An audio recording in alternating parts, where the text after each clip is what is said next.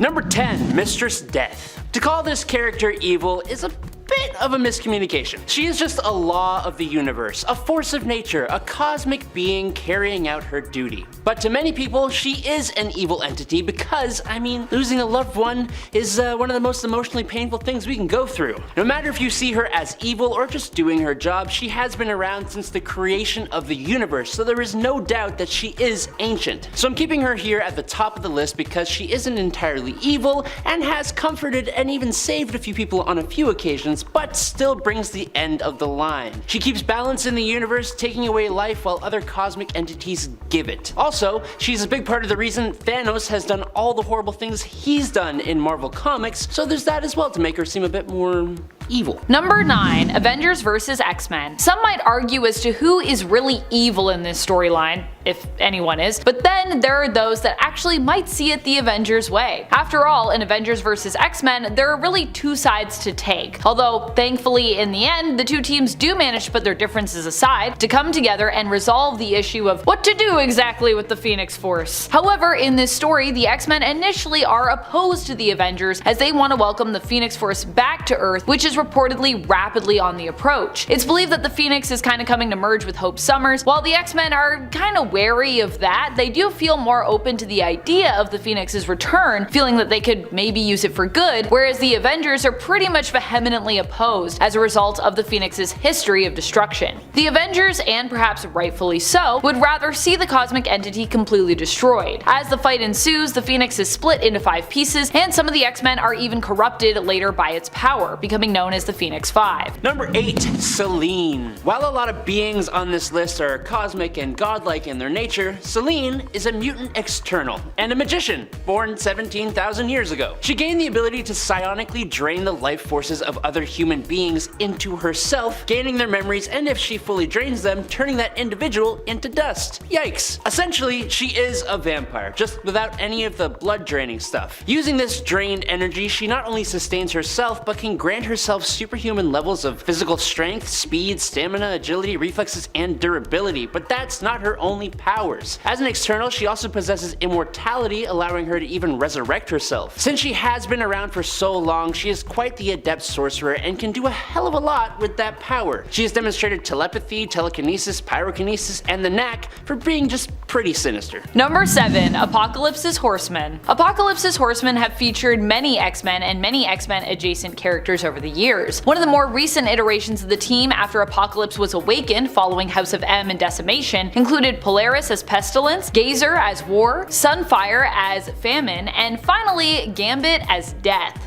That's a good number of X-Men that he recruited that time around. Although Apocalypse and his Horsemen are generally opposed by the X-Men themselves, the fact remains that there have also been a good number of them recruited by Apocalypse himself. And in the Age of Apocalypse reality, more mutants have joined him than not. Even though he is still technically opposed by Magneto's X-Men there, many of the mutants we'd associate with the X-Men team in the main continuity end up actually joining Apocalypse instead in that reality. In fact, at one point, Wolverine even becomes the new Apocalypse in the Age of Apocalypse reality. Pretty wild, I know. Number 6. The Black Winter. You know, Galactus almost made this list, but why choose him when you can choose a bigger version of him? Where Galactus consumes individual planets, the Black Winter devours entire realities. The Black Winter, the Star Plague, the Blight Storm, the Rot Blizzard, or the Fumble Winter, for the Norse mythology people out there, was the one who brought the end of the 6th iteration of the universe, leaving only Galen of the planet Ta, and that's the guy who becomes Galactus. When the Black Winter arrives in the Marvel Universe in the latest run of Thor, Galactus turns an All-Father Thor, who possesses the Thor Force, into his Herald of Thunder, and it's awesome. Granting him the power cosmic, and an attack from this Thor only stops the Black Winter for a total of 14 seconds. That's how powerful this multiversal entity is. Luckily though, at this time, the Black Winter isn't here to destroy the universe, he is just here for his herald, Galactus. Luckily, Thor turns Galactus into a massive power cosmic explosion that destroys the Black Black Winter. It's all just super awesome. Definitely check it out. Number 5. Inhumans vs. X-Men. In Inhumans vs. X-Men, the X-Men team kind of become the bad guys. This was all thanks to the machinations of Emma Frost, who manipulated the rest of the mutants by making Cyclops appear as her own martyr. She made it appear as though Cyclops was killed by the Inhumans so that she could inspire the mutants to rise up against the Inhumans and basically go to war against them. In reality, the Inhumans did not actually want to fight the mutants and instead preferred to find a peaceful resolution initially. That was what they kind of wanted to do. They were like, we're sorry that we kind of accidentally killed some of your people, let's figure it out. But no. The conflict started when exposure to the Terrigen Mists ended up being deadly to the mutants, some of whom got very sick and then died, causing a case of Mpox. However, in the end, it was revealed that Emma was simply using her illusion powers to make people believe Cyclops was still alive after he'd already died almost instantly due to exposure to the Terrigen Mists. She then made people believe that Black Bolt had actually been the one to kill Cyclops, which was what got all the other mutants and X-Men riled up. Needless to say, after the truth came out and everything was mostly resolved, Emma went deep into hiding as a result of everyone being pretty pissed at her, which honestly, fair enough. Number 4. The Chaos King. The entity known as Amatsu Mikubashi originally was portrayed as the Japanese god of evil, but in actuality, he was an offshoot of Oblivion, the cosmic entity embodying the void that existed before the universe began. Because of course he was. An incarnation of the primordial darkness and chaos that existed before the universe, the Chaos King exists as a dark counterpart to the cosmic being Eternity. That by itself makes Amatsu an incredibly powerful being on a cosmic level. In a mission to bring everything to chaos, he started waging war on all the gods of every pantheon in the universe, and he actually did defeat and take control of almost all of them. It took a combined effort of heroes plus Hercules, who was amped up to incredibly insane godlike levels, to take him down in the Chaos War storyline. Absolutely check it out if you haven't already, it's fantastic. Number 3. Curse of the Mutants. Curse of the Mutants represents a time and team that were turned evil by really the curse of vampirism. Well, at least a few of the X-Men were. Primarily, Jubilee was the one captured and transformed into a vampire as a means to lure out Wolverine. This was all part of Zarus', Dracula's son, evil plan to take over San Francisco and bring all vampires together under his control, of course. However, what Zarus was not anticipating was that Wolverine, who he successfully managed to lure out and transform, it seemed, had actually been caught and turned as part of Cyclops' master plan. Haha, he one-upped him with a plan that was part of his plan. In the end, the X-Men therefore managed to defeat Zarus, with Wolverine being reverted back to being human, or rather I suppose I should say mutant, and Jubilee being rescued, although for a time Jubilee would still remain a vampire. And in at number 2 is Sidorak. Sidorak, also known as the Destroyer, Lord of Oblivion, and Master of the Raging Storm, is an immensely powerful extra-dimensional being hailing from the Crimson Cosmos. He was worshipped as a god and a demon by the primitive humans of Earth until he was banished back to the Crimson Cosmos. As the Destroyer, Sidorak's main goal is to just cause destruction and raise destructive power. To do this from the Crimson Cosmos, and also to win a wager with 8 other deities like himself, he created the Crimson Gem of Sidorak, which allows him to select a person to be his avatar, enhancing them to become the indestructible and immortal Juggernaut, like Kane Marco and the other avatars. Now,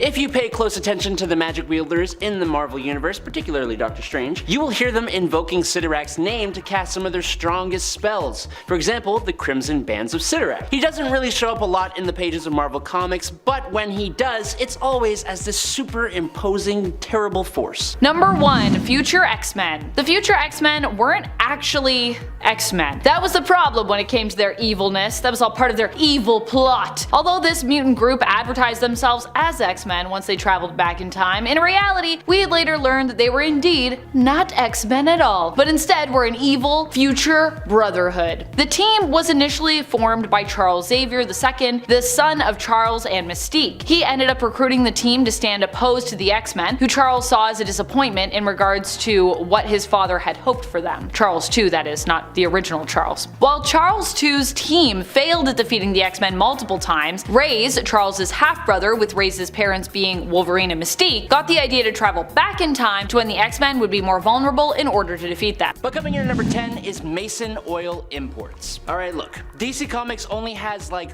one company that made it into this list, so to make up for that, we're gonna kick this off with DC's Mason Oil Imports. This company appeared in The Flash Volume 2 number 12 in May of 1988. They were at first a super legit New York City business that imported olive oil to the United States, but in the dark belly of the criminal underworld, Mason Oil Imports was actually a front for Nick Basaglia and his criminal enterprise. Mason Oil Imports not only used the company to move his illegal products, but they also synthesized Velocity 9, a substance that both made its user high, but also allowed them to run at super speeds with an incredibly deadly downside.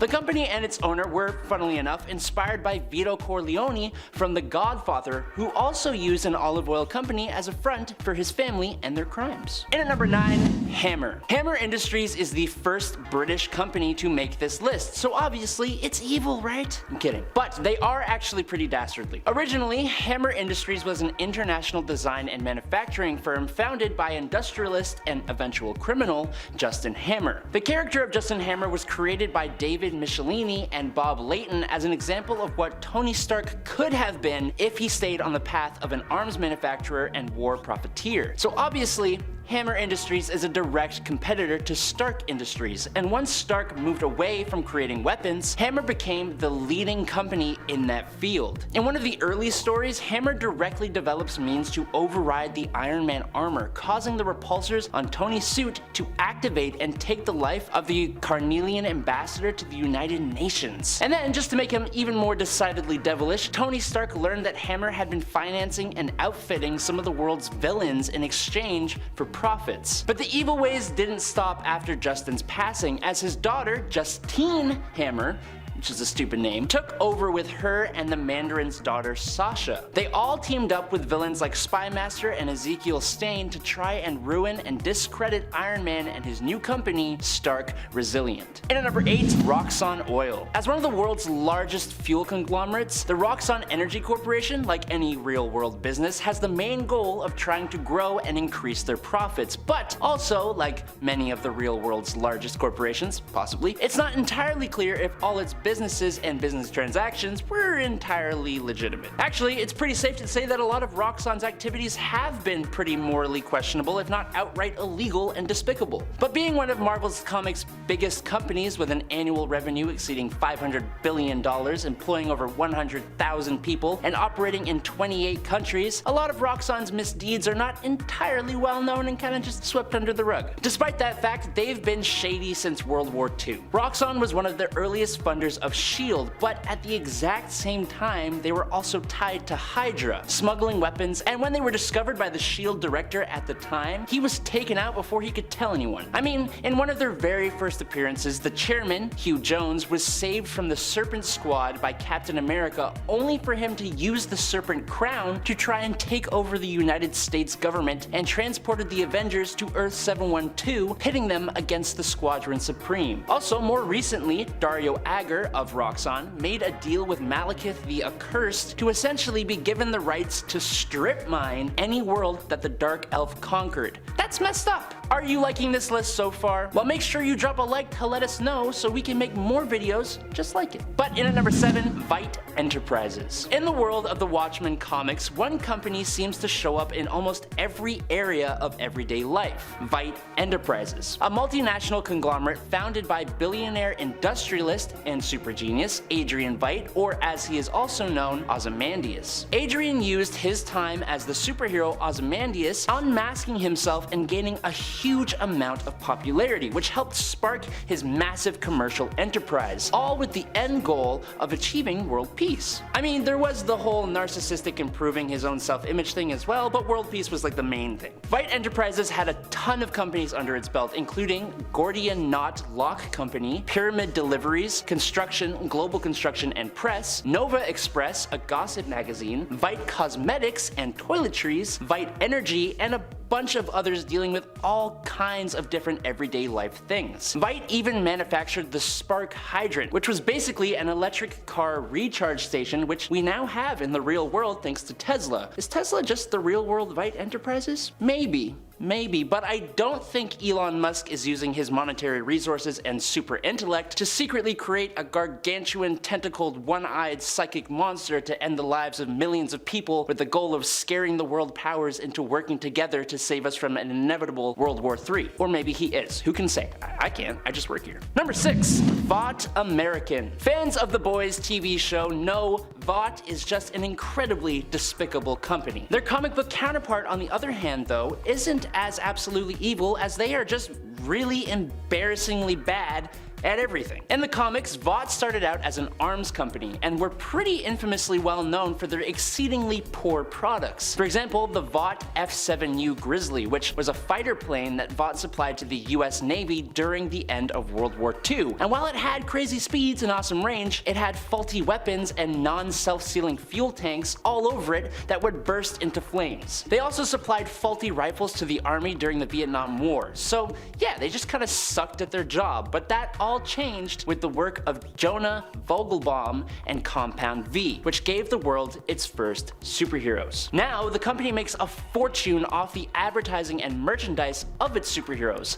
All the while, the company ignores or endorses its heroes' incredibly villainous behavior while they aim to get their heroes into the military, which is the whole reason the boys exist. Specifically created to counter lobbying efforts from Vaught and prevent them from ever getting a foothold in the military. Number 5. Oscorp. I think one thing a lot of these corporations have in common here is, well, actually they have multiple things in common. Outside of an unimaginable amount of greed that causes them to do the most despicable things, there seems to always be some massive ego-fueled madman at the helm, and Oscorp is no different. Oscorp was created and ran by its CEO, Norman Osborn, who formed a business partnership with Mendel Stromm, who would later on become Robot Master. The partnership between these two became pretty irreparable when Mendel was caught embezzling from the company. But it actually turns out that was actually a big old fib. Mendel Stromm had gotten more popular than Norman Osborn, and Osborn was beginning to go deep into debt. Scared of being pushed aside by Stromm, Osborn made a deal with Mephisto, a literal hell lord,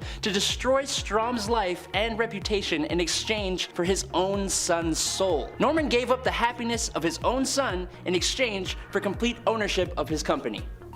This one deal is what led directly to Osborn going insane, but it was also how he gained the Goblin formula from Stromm's notes. He then used the company to develop the Goblin armor, pumpkin bombs, and Goblin glider. Later on, during Dark Reign, Oscorp became the main supplier for the tech used by S.H.I.E.L.D. when he took over and rebranded to Hammer. Number 4. Alcamax. Alcamax is an interesting company. It didn't actually appear on Earth 616 until 2013. At this time, it was a multinational chemical corporation providing chemical, plastic, and agricultural products with hands in food, transport, health, and personal care. Norman Osborn, under the identity of Mason Branks, was the one to create Alcamax, merging Allen Chemical, which belonged to his daughter-in-law, Liz Allen, with stocks inherited from Oscorp by Normie Osborn, his grandson, and the remaining properties of the destroyed Horizon Labs to establish a strong empire for his grandson and the Osborn legacy. But this wasn't Alcamax's first appearance. Technically, they first appeared back in September of 1992 in the really awesome Spider-Man 2099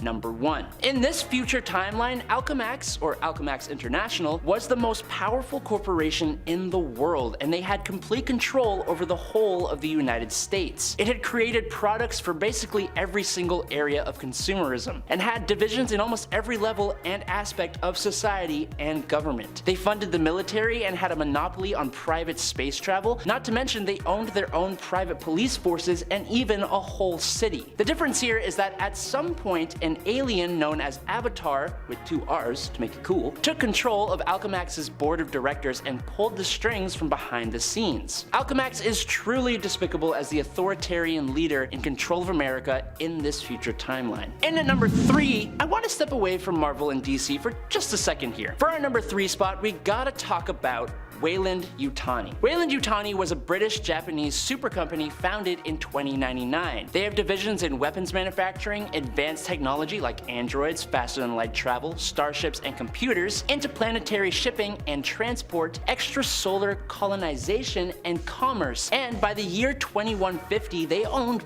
pretty much everything in the world. Weyland Yutani is one of the biggest examples of evil megacorporations in science fiction media, not just comic books. In the very first Alien movie, and then in almost every other one of their appearances, they are consistently sacrificing moral decency and the lives of their workers and colonists in order to make more money, with the prime example being the countless attempts to get a living sample of the xenomorph to exploit it as a biological weapon. Also, since 2021, Marvel has served as the principal publisher of Alien, Predator, and Alien vs. Predator comic books, taking over from Dark Horse Comics, who published the stories from 1988. So, for all you haters out there, this one totally counts. In at number 2, AIM. It's hard to even call Advanced Idea Mechanics a legit corporation at this point. Their whole goal is to overthrow the world's governments and be in total control, acquiring and developing new technological power to supply criminal organizations, all while turning one hell of a profit. Starting out as a subdivision of Hydra, a group of incredibly intelligent scientists were organized together by Baron von Strucker, and they developed all kinds of things focusing on robotics, bioengineering, bionics, and physics. With the incredible minds of AIM, all of whom were required to have a PhD, they created the Cosmic Cube for the Red Skull and multiple Cosmic Cubes afterwards. They created the incredibly powerful Super Adaptoid, and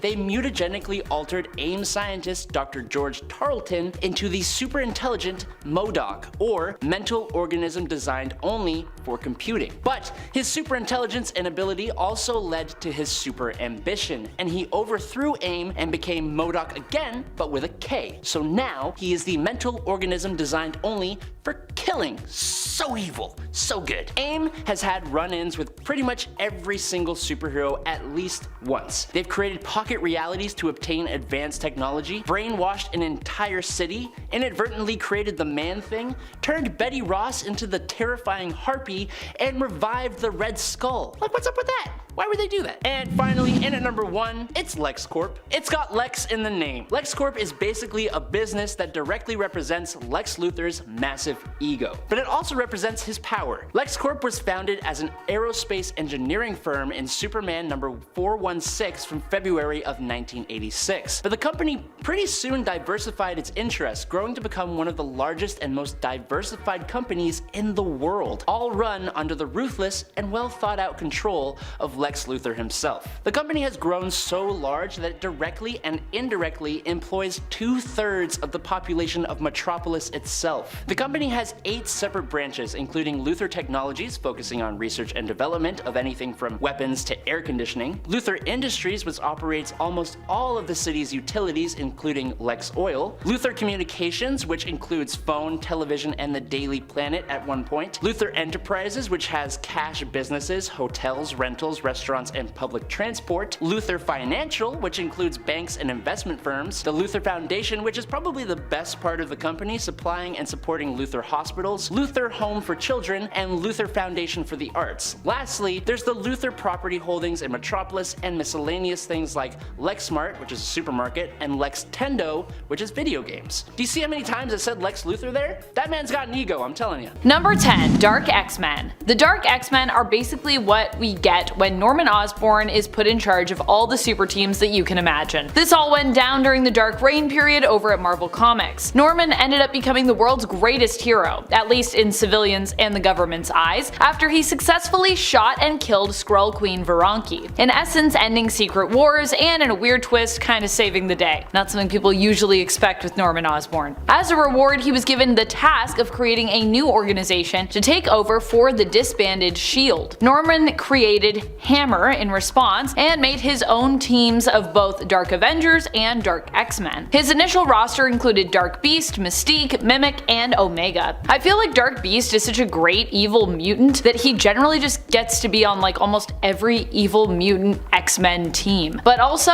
I love Dark Beast, so I'm kinda fine with that. I wish he was still alive though, so that at least I had some way to rationally explain Hank's behavior lately, who I thought might have been Dark Beast this whole time, but considering that Dark Beast is dead and everything else that's been going on, this now seems extremely unlikely, sadly.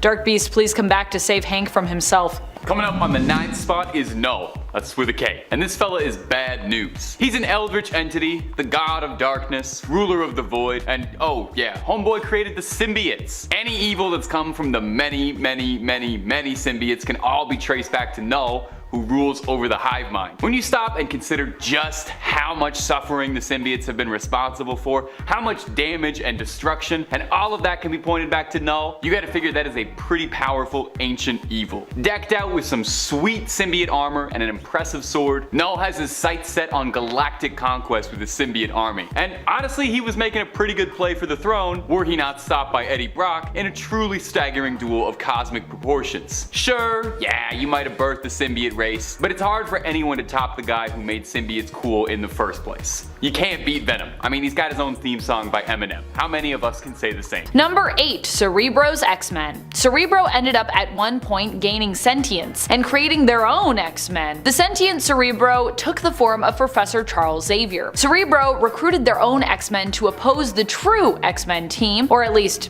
seemingly did. We'd later learn that this team, composed of Grey King, Rapture, Landslide, Crux, Mercury, and Zaos, were actually also imposters. In truth, being nothing more than nanotech lifeforms which Cerebro had built using personality templates that Cerebro had taken from within its own mutant database. Cerebro had wanted to oppose the real Xavier and the real X-Men, getting them out of the way so that it could successfully launch a satellite that would help it to locate and then catalog all mutants on the planet, freezing them in a cryogenic stasis in order to preserve their DNA. Yeah, cataloging mutants doesn't sound so bad until you realize that's what Cerebro wanted to do with them. After Cerebro's X-Men were defeated, Cerebro labeled them as failures before absorbing their digital bodies back within itself, becoming a giant monstrosity. Fortunately, Cerebro was defeated by the real deal in the end, Charles Xavier, and the real X-Men team. Number 7. Shumagorath. Now maybe you remember Shumagorath from a star-studded appearance in Doctor Strange in the Multiverse of Madness. Except psych!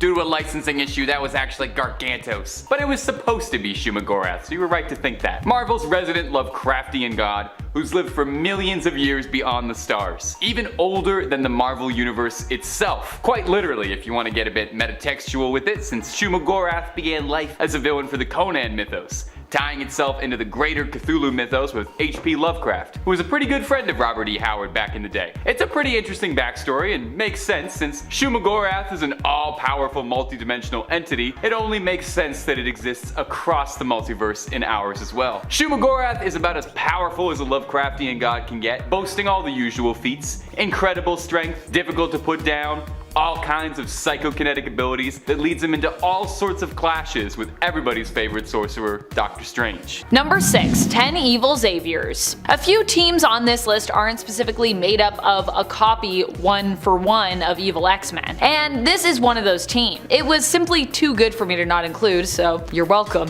In the Fantastic Extreme X-Men, this is a team of villains from alternate realities and even perhaps the main reality that our multiversal X-Men team led by Earth 616's Dazzler must face. The 10 Evil Xaviors feature one that is a cowboy, another that is a Cthulhu-like floating brain, one that is a giant Akanti whale, and so many more amazing weird alternates of the X-Men's leader and mentor. Number 5. Dormammu. Dormammu, I've come to bargain. Dormammu, I've come to bargain. Dormammu, yeah, you get it. You saw the movie, you know what I'm doing. Doctor Strange's greatest nemesis is also one of the most powerful ancient evils in the Marvel Universe across the multiverse. Ruler of the Dark Dimension, Dormammu is an interdimensional entity capable of existing for eons. Capable of all sorts of impressive magical feats like conjuration, being able to summon creatures under his dominion, even bending the law of physics to his will. Dormammu is already crazy strong, but it's only amplified more if he's in the Dark Dimension,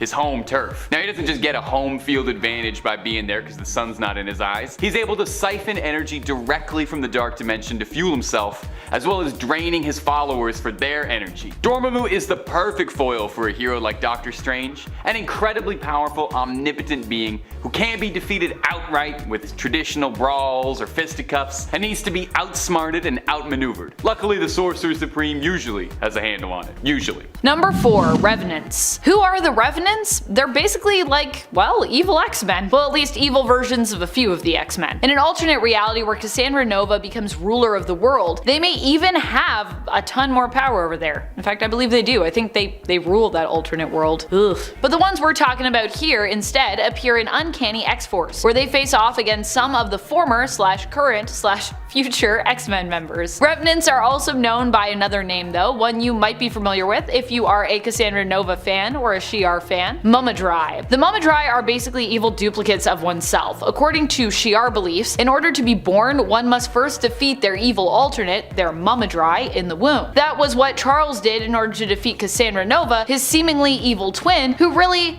is a Mumadrai. However, despite being defeated because Charles was so powerful, in reflection, so was Cassandra, who would end up recovering and returning years after that initial defeat. In Uncanny X-Force issue number 10, we're introduced to a few more Mumadrai that are the dark reflection of Betsy Braddock's Psylocke, Storm, and Puck. While Puck has never been an X-Men and isn't a mutant, he is X-Men adjacent, having served on Alpha Flight and X-Force, hence his appearance in this series, and the reason why I'm still gonna talk about him on this list, so haha! Number 3, Mephisto. If you're not a big comics fan, maybe you recognize the name Mephisto from countless Reddit threads and headlines saying he'd be appearing in the next episode of WandaVision somewhere. Remember how convinced we all were? Simpler days. So just who is Mephisto actually? Well, basically for all intents and purposes, he's the Marvel Comics version of Satan. Where things get incredibly confusing is that he's not actually Satan, because that's a separate character in the Marvel Universe, but he's his own evil, powerful entity, and boy is he that. Mephisto is a long-standing evil, responsible for a lot of some of the biggest suffering in the Marvel Universe. He captured Doctor Doom's mother's soul, he bonded Johnny Blaze to the Ghost Rider, and those are just some of his lesser feats. Mephisto is capable of full-scale reality alteration, like when he infamously changed the entire Marvel timeline to erase Peter and Mary Jane's marriage in exchange for healing Aunt May. Also, he could nip a timeline in the bud where he was defeated by Spider-Man's daughter. You gotta respect that level of pettiness. He hasn't shown up in the MCU yet, but I wouldn't be surprised at all if he's coming soon. Just give it some time. One more day, maybe. Number 2, Onslaught. I mean, if we want to get a little loose with the definition of a team, I would say a team is just more than one person, so I don't even think this is that loose, but then we could consider Onslaught to be an evil X-Men team. Technically, he was originally made up of a team of 2 people, Professor X and Magneto, both of whom have been known to lead the X-Men in the history of the comics. And while this psychic entity originally was only a combination of their 2 minds, when Onslaught returns appearing on Krakoa, it's actually because Onslaught is linked to basically everyone who has died and then been resurrected on the island. Basically, Onslaught managed to live on in Charles' psyche and then use his small, like, kind of sliver of existence there to make his way into each upload following a mutant's resurrection, thereby getting out little pieces of Onslaught all over until they could come together and make one giant Onslaught. So in essence, Onslaught is also a part of everyone who has died and been brought back to life on the mutant island nation. This version of Onslaught as such poses an even greater threat to mutant kind and the world, especially as it creates and feeds off chaotic energy, infecting the mutants that it is a part of, but also feasting off of that chaotic energy as well. So, ugh. And finally, coming in at the number 1 spot, well, it only made sense to have this below everyone else, the one below all. Yeah. Kinda hard to top that. The one below all is the dark side of the one above all, the highest form of creation in the Marvel Multiverse. If the one above all is the embodiment of all the compassion and love that exists out there, well then the one below is the opposite of that and the beautiful embodiment of all the hatred and rage that's inside us all. It's a bit of an eldritch creature, existing in the lowest points of reality, you know, below all, quite literally, it's in the name. It's responsible for all the gamma radiation in the world, as this is how it manifests itself throughout the multiverse. All of Hulk's rage and anger stems from drops of hatred of the one below all, just a tiny fraction of what it could be capable of. The one below all has existed before the multiverse, the universe itself even, and is thought to ultimately be the harbinger of all evil that's ever manifested in the Marvel Universe. Considering how much darkness, how much hate, how much evil exists out there, that's gotta count for something. Mephisto was unable to thwart the one below all, saying it was more powerful than he was. Bruce Banner theorized that Null, god of the symbiotes, was just another avatar of the one below all, meaning when it comes to ultimate evil, it's kinda hard to top something below it all. Number 10, Iron Man. I know that Iron Man has saved and helped to save the Earth and universe many times over, but even he has a darker side. This version of Iron Man was known as Superior Iron Man, and this persona took hold following the events of Axis, when basically everyone's dark side was brought to the surface as major heroes and villains of Marvel had their alignments flipped. Thanks, by accident, to Scarlet Witch. Well, Scarlet Witch was actually trying to do something good, and she did do that, but this just kinda happened as a result. Oh, Wanda, always with the magic and the chaos. When everything was set right once more, however, Iron Man managed to shield himself from the reversal back to his original alignment, being the smart and evil man that he was at the time. And so for a while thereafter, he got to continue being evil in his series, Superior Iron Man. Number 9. The Flash. Usually we see the Flash as a hero, especially the current Flash, Wally West, except for the time when, for some reason, it was felt that he should play a villain instead. As in Heroes in Crisis, where Wally basically snapped due to the universe being reset with New 52 and him remembering the previous continuity, his family, and his own place in it.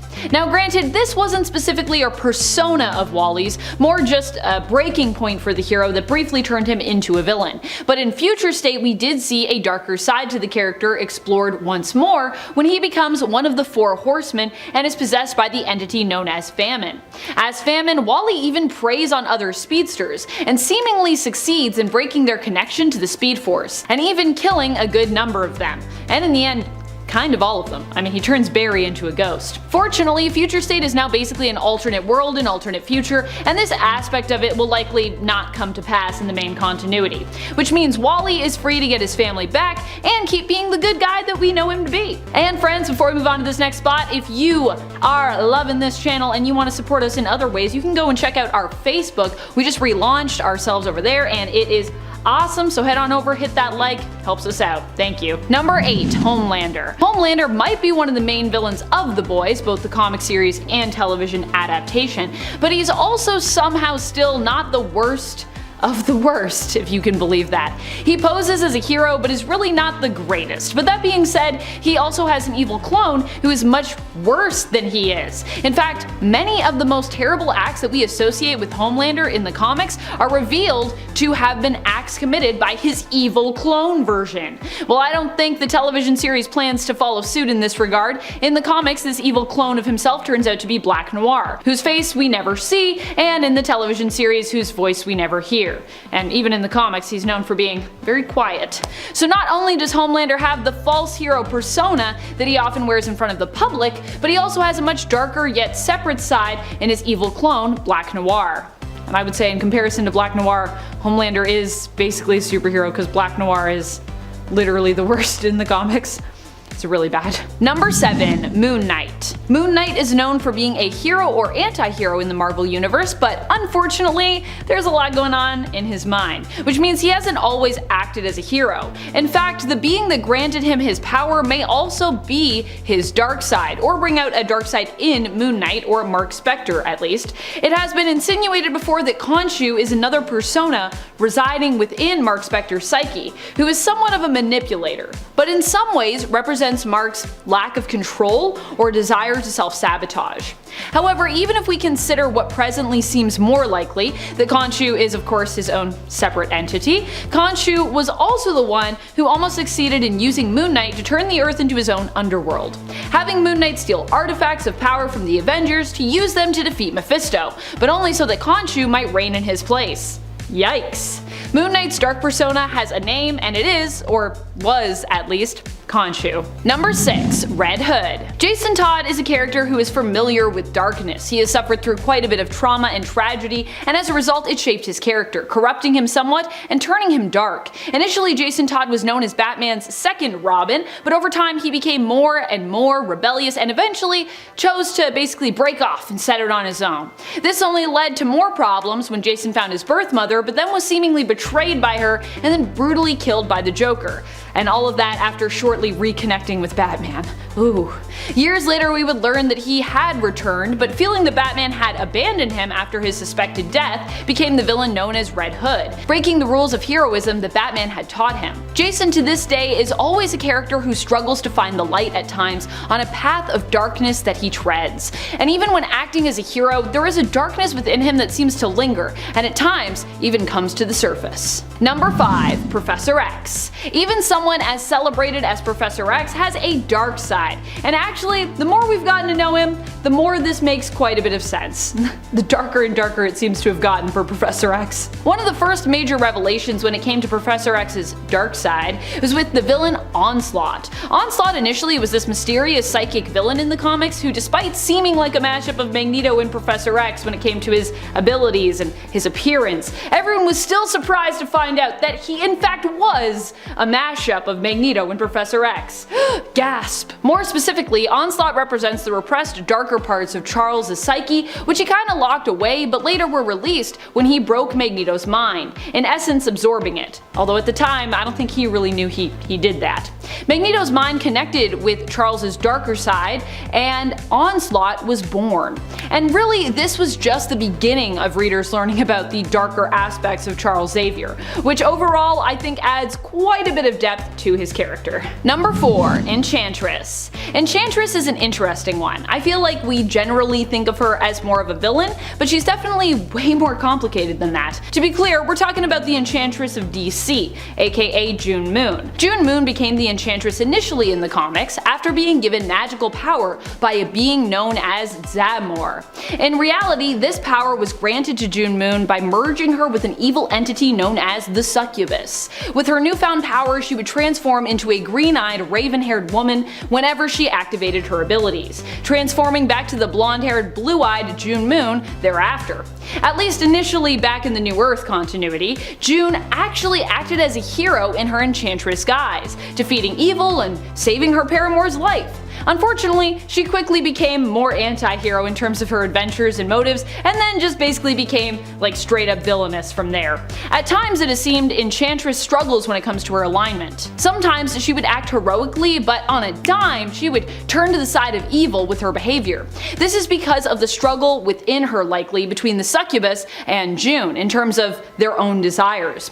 Or, in Prime Earth continuity, the struggle between June and Enchantress, who is simply her own magical entity who is merged with June. Number 3. Phoenix. Phoenix is probably one of the most powerful characters in the Marvel Universe, which is also what makes their dark side so terrifying.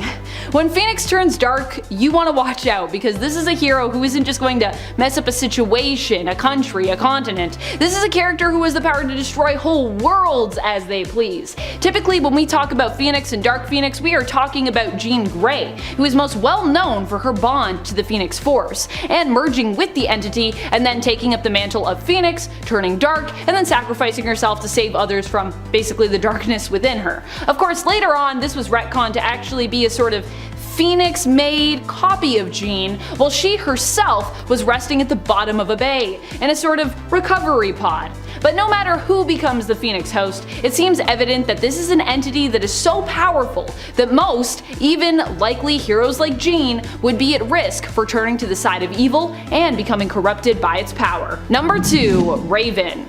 Raven is a hero who very evidently has a dark side. It comes from her father's side. Trigon is both a powerful demon and Raven's dad, and the darkness within herself she gets from him. And I think he also could be an alien. I think that's also one of his origins. Evil alien. He sired many offspring with the hopes of spreading his power and his mission of destruction, because he was trapped at the time. His goal was to, in essence, destroy worlds with his children, who likely all felt a pull towards darkness, because they're his children, Raven included.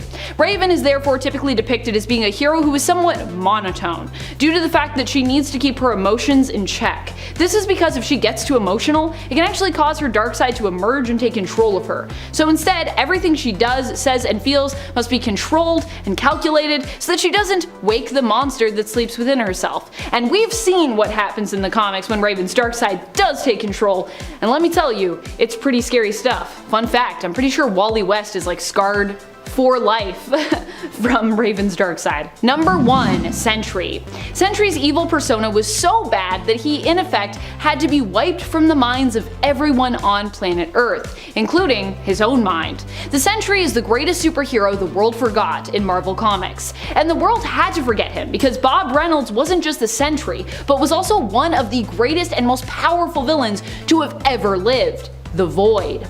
With the realization that they too were one and the same, the only way the heroes who knew this figured they could defeat the Void without killing Reynolds, who was a close friend to many of them, was to simply make sure that everyone forgot who the Sentry was, allowing Robert to also forget, and in essence preserving the good deeds as well that he had done, even though no one of course would remember who he was. And without the extreme good of the Sentry, there would also no longer exist the extreme evil of the Void. Problem solved. For a time this worked and Bob went back to being a regular old Joe, forgetting about his previous life. But one day, he began to remember again, which allowed the Sentry to return, but also brought the Void back with him. And that's also when we found out who he was, because we also forgot, us readers.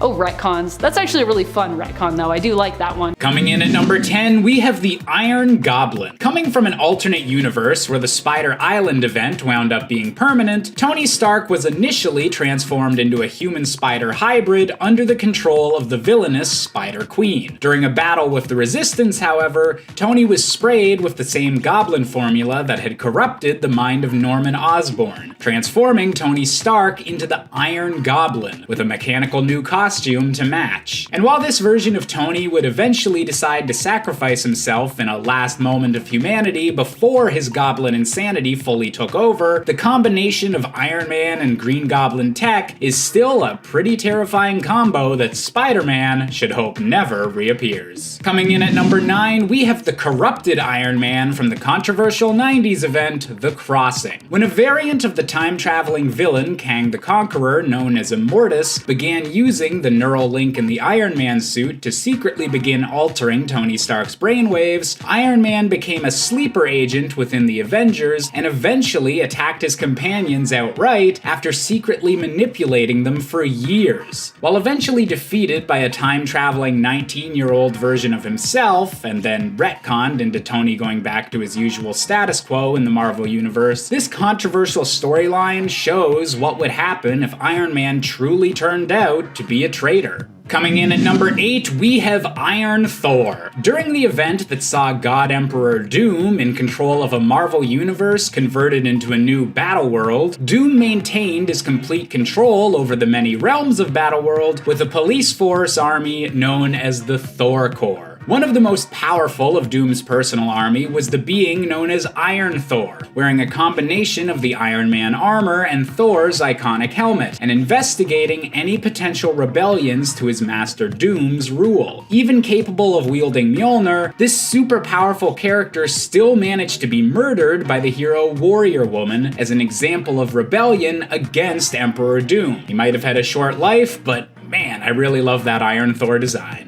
Coming in at number 7, we have the Steel Corpse. Hailing from Earth 11326, this version of Iron Man was pretty similar to our own, but with two key differences. He's permanently fused with his suit, and he absolutely hates mutants. Fighting alongside other villainous Avengers to wipe out this universe's X-Men, this Iron Man's natural body died long ago after being melded with his machinery, and thus he jokingly calls himself the Steel Corpse as a way of coping with his morbid situation. This version of Iron Man had complete mastery of his weaponry, as they were literally a part of his body, and only a last-second change of heart before sacrificing himself stops this Tony Stark from being one of the absolute worst. Coming in at number 6, we have the infamous Iron Patriot, aka Norman Osborn. Best known as being the alter ego of Spider-Man's nemesis, the Green Goblin, Norman Osborn has long been one of the biggest threats in the Marvel Universe, manipulating events from afar as the CEO of Oscorp. Following the invasion of Earth by the Skrull army, Norman found himself suddenly in the public eye and with goodwill after being the one to personally defeat the Skrull Queen. Norman would use this influence to lead the Dark Avengers as the Iron Patriot, a twisted version of Iron Iron Man combined with Captain America's patriotism that tricked the public into trusting Norman, and showing that Tony Stark is definitely not the worst billionaire in the Marvel world.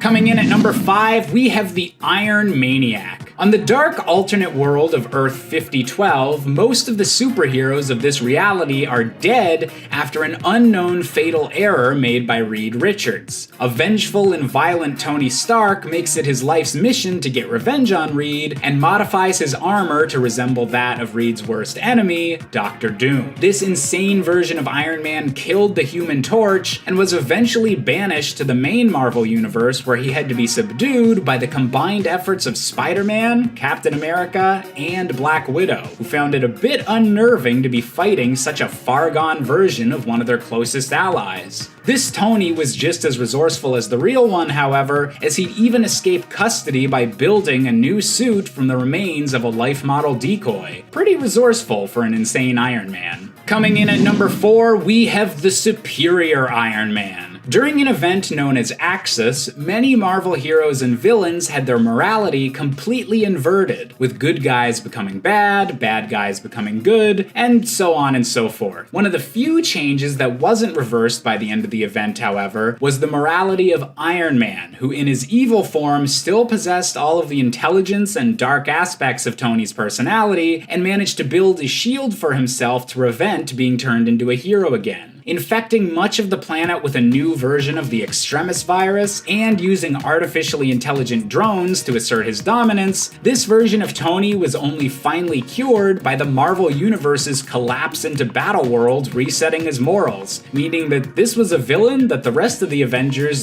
didn't even manage to properly defeat. Coming in at number 3, we have Obadiah Stane, aka the Iron Monger in the very first Iron Man film. It's become a bit of a meme at this point that many of the supervillains of the MCU are dark reflections of the same powers and personalities as the heroes they're opposing, and the Iron Monger is the origin of that trope in the Marvel Cinematic Universe. Completely guilt-free about selling weapons to all sides, Stane is a ruthless businessman willing to do anything to maintain control of Stark Industries, and shows just how awful Tony's new technology could be used in the wrong hands, and what a monster he could become if he gave up on his deepest morals. Although, honestly, the fact that his idea of upgrading the Iron Man suit is just to make the original one bigger, maybe he's not quite as smart as Tony after all. Coming in at number 2, we have the evil Emperor Stark. Hailing from the destroyed world of Earth 42777, this version of Iron Man was perhaps the cruelest the multiverse had ever seen, as he manipulated Magneto and the Brotherhood of Mutants into declaring war on humanity, then used the resulting anti-mutant backlash to secure power as the world's only superhero. Holding entire countries hostage with natural disasters and even spreading plagues among his own citizens, this version of Tony declared himself Emperor Stark, taking the cloak of Doctor Doom as a final trophy. This was Iron Man at his most evil, and he was an incredibly powerful threat when encountered by the multiverse-traveling Exiles, only eventually defeated by his own universe's last superhero survivor, Sue Storm. A tragic end for a tragic villain. And finally, coming in at our top spot, we have Zombie Iron Man. When Earth 2149 was first hit by the zombie plague that's since been highlighted in multiple Marvel spin-off series, this version of Iron Man attempted to use teleportation technology to escape to a different universe with Nick Fury. However, a zombified Fantastic Four arrived too quickly for this plan, and Tony was bitten, becoming a living corpse inside his metal armor and developing a bloodlust and pure hunger for human flesh. Still surviving even after having his legs blasted off by the Silver Surfer, the zombified Iron Man would go on to lead the rest of the undead heroes and villains in an attack against Galactus and gain this universe's power cosmic, meaning he could now pursue more flesh throughout the entire universe and bring the zombie plague to the rest of the doomed cosmos. Starting us off in at number 10, Black Flash. The actual physical representation of death for all speedsters, Black Flash is the Grim Reaper of the Speed Force. Making his first appearance in The Flash Volume 2, number 138 back in 1998, he was seen before the deaths of several speedsters including Barry Allen, Johnny Quick, and Bart Allen. But he also tried to return Wally West to the Speed Force, but was unsuccessful, taking Linda Park instead, Wally's girlfriend. Black Flash eventually did return to try to claim Wally again, freezing time for everyone without a connection to the Speed Force to do so, but thanks to the combined efforts of multiple speedsters, Wally was able to race Black Flash until the end of time, causing death to have no meaning. The CW Black Flash, which was really just Hunter Zolomon aka Zoom, was killed during season 3 when Savitar lured him out of the Speed Force and then Killer Frost froze him, resulting in her first kill that actually turned out to be her ex as well. Dare I say, ice cold. But that didn't stop the Speed Force anyway, since later on Barry Allen returned in the Flash Rebirth storyline in the comics, becoming the new Black Flash. So this is also a version of the original Flash as well as a separate entity. In at 9, Inertia. The bitter feud between the Allen family and the Thawne family would span generations. Even in the 30th century, President Thawne sought to recruit Bart Allen in his revenge campaign against the Allens, since Bart was half Thawne himself. When that failed, Thawne mixed Bart's DNA with Thawne's genetic material to create a speedster clone who he named Thaddeus Thawne. Whereas Bart grew in a hyper-accelerated world, Thaddeus' childhood was the exact opposite, because of course it was, he's the reverse. His development was super slow, which led the young speedster to become more calculated and methodical. Thaddeus was also taught to hate the Allen family, and Impulse in particular. In addition to this modification, Thaddeus' growth and development was slowed. This is in contrast to Bart's accelerated development. However, after killing Bart, Wally West had other plans. Upon hearing of Bart's death, an enraged Flash hunted Inertia down. Though he thought of killing him, Flash decided instead to do something worse. He used his abilities to slow Inertia's movements down to the point where he was totally immobile, essentially a living statue, and then he placed Inertia on display at the Flash Museum, facing statues of Bart Allen as Impulse and Kid Flash. He could still think, see, and hear in normal time, but was frozen in place. Inertia was then just doomed to spend an eternity in a state of near total paralysis, staring at images of the guy he killed. And at 8, Godspeed. August Hart is the former detective partner of Barry Allen. August was the only witness to Barry's accident that turned him into the Flash, and while going after a criminal organization called the Black Hole, August was struck by lightning during a Speed Force storm in Central City. August became the ruthless vigilante known as Godspeed, and got his revenge on the man who he suspected to have killed his brother. He had given up on the justice system since his brother's killer had gone free, and with his newfound power, had the ability to become judge, jury, and executioner. August realized after he had gotten his powers that he also had the ability to steal others' speed, though for a time he could only do it by killing them. He practiced this skill to be able to do it non-lethally as well though. With his new godlike speed, August was able to move so fast as to create duplicates of himself at any given time, allowing him to give the illusion that he and Godspeed were different people, which is pretty damn sick, considering the alternatives are Speed Mirage and Time Remnant, which aren't exactly the same thing but are still fairly similar.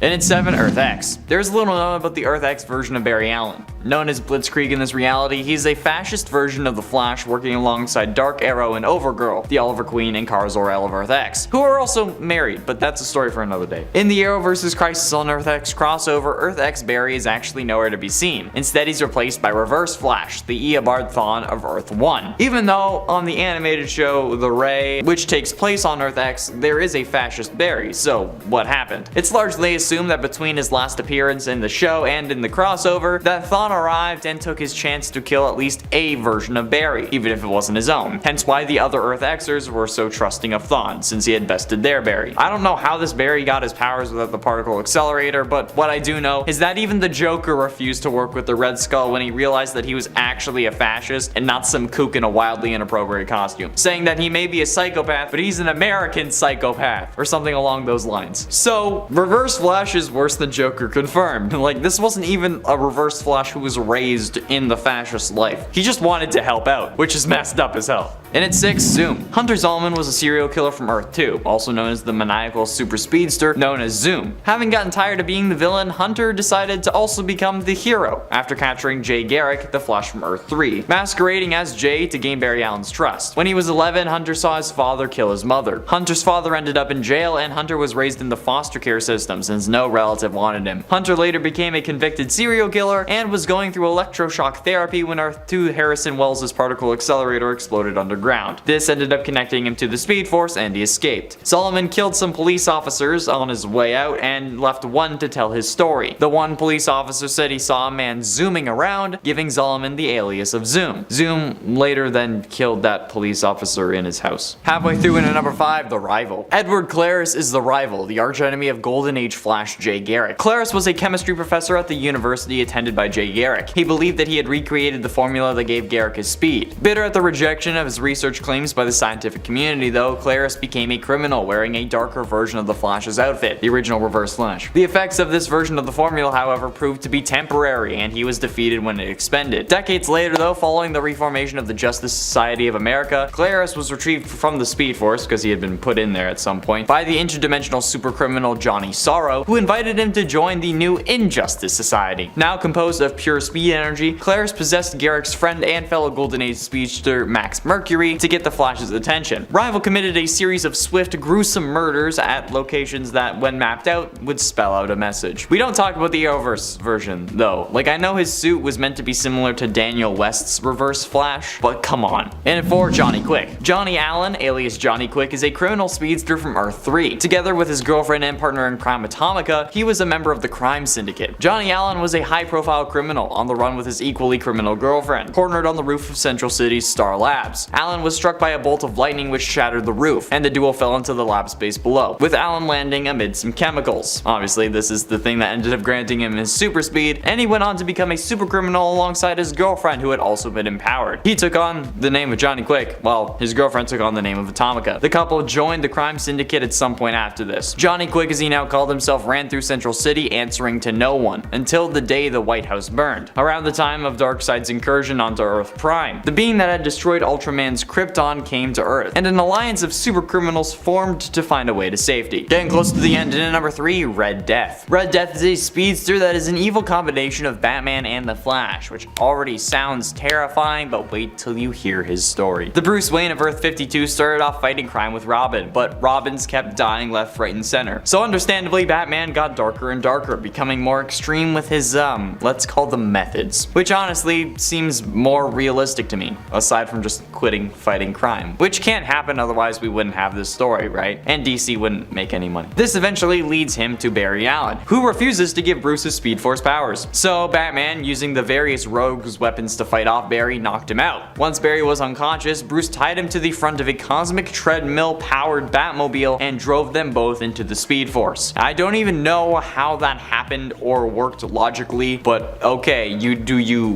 Bat Marty. When entering the Speed Force though, Barry and Bruce ended up fusing together into an evil Batman with super speed and a lust for killing, while Barry's mind was trapped in Bruce's body. He then gets a visit from the Batman who laughs, who asks him to join the Dark Knights, whose goal is conquering the multiverse. Penultimately, in at number 2, Savitar. As a fan of the Arrowverse, I felt like I needed to include one of the most interesting speedsters in the show. Savitar, while sharing a name with another evil speedster from the comics, is actually revealed to be a time remnant of Barry Allen in the show, being more of a future Flash than a Savitar. Honestly, he's like a combination of both. His story, though, is pretty messed up. In essence, making himself and having a classic chicken and the egg scenario. In the post-Flashpoint Arrowverse timeline, Savitar comes back from the future to kill Iris West before her and Barry get married. This causes Barry to create as many time remnants as possible, which is basically a clone of himself, in order to stop him. But Savitar kills all of them except one. The one that he spares then gets shunned by the rest of Team Flash for not being the real Barry Allen, even though he is still the real Barry. It's weird. So in an act of fury, the Time Remnant runs back in time, creating a new identity for himself as the first speedster and the god of speed known as Savitar. But the suit he wears allows him to travel at basically instantaneous speeds, which the show Flash has not been able to do at this point, even in recent seasons. And finally, in at number 1, Reverse Flash.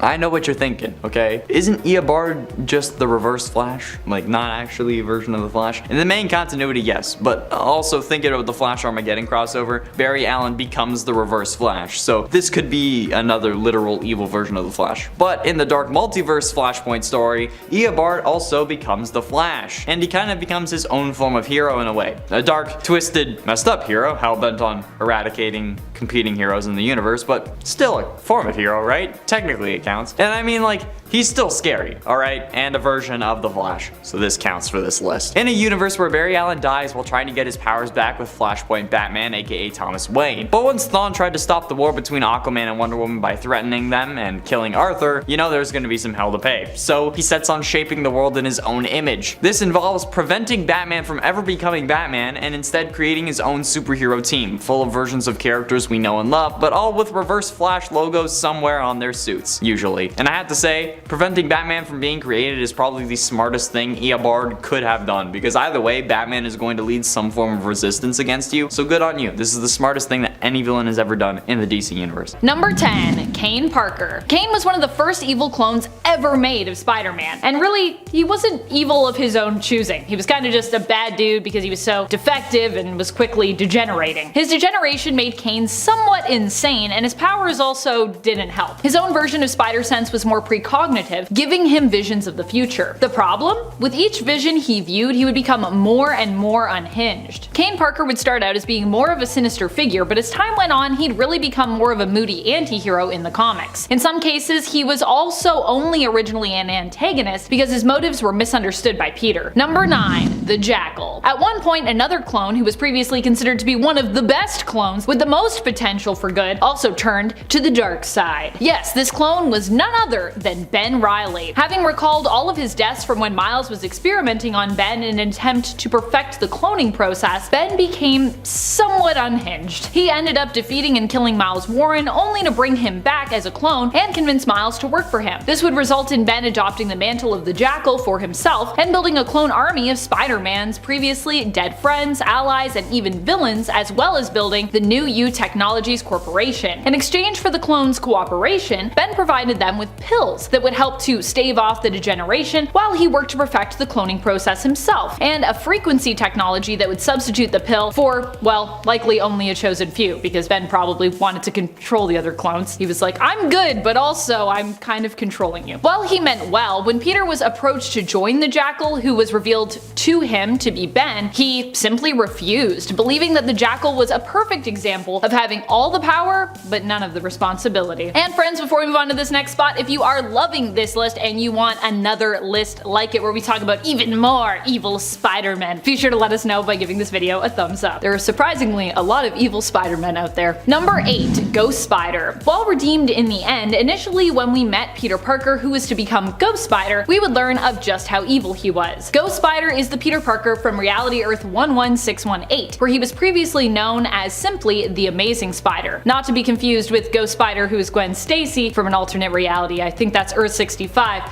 So now there's kind of two Ghost Spiders, but anyways. This version of Ghost Spider makes an appearance in the 2011 ASM Annual number 38. Here we learn what happens when Uncle Ben does not die, but instead gets to live out his life alongside his nephew. He ends up teaching Peter that with great power comes a great responsibility to keep said power. As a result, he ends up training Peter, who eventually not only becomes a successful hero, but also a successful businessman and a successful scientist. Uncle Ben and Peter decide to use their scientific knowledge to lure other Spider-Men from the multiverse to their reality, and then drain them of their power to be used to booster or bolster the Amazing Spider's own abilities and powers, making him even more powerful with each transfer. However, the Spider-Man of Earth 616, when caught in this trap, was able to convince the Amazing Spider that what he was doing was pretty wrong. In the end, he sacrificed his own powers and life to help the Spider-Man of 616 escape. However, he didn't actually die, but ended up in a coma, with his soul trapped in hell. Eventually, he would awaken and return as Ghost Spider. Redemption, baby. Number 7. Poison. Poison is the alternate version of Peter Parker who comes from the What If version of the other story. In this version of the story, Peter abandons the spider within himself. This leaves Peter detached and vulnerable. Sensing this, the Venom symbiote leaves its then host, Matt Gargan, in pursuit of Peter Parker, who is still within his cocoon. The symbiote forcibly bonds with Peter and emerges from the cocoon as a new entity that goes by the name of Poison. Instinctively returning to Mary Jane, it then attempts to convince her to join its side, but terrified of what both the symbiote and what Peter have become, she rejects them. Ultimately, they decide to dig up the body of Gwen Stacy and make her their new partner in crime. Yikes. Poison is all around just bad news. Very, very evil. Very spooky. Not that all spooky things need to be evil, just to be clear. Number 6.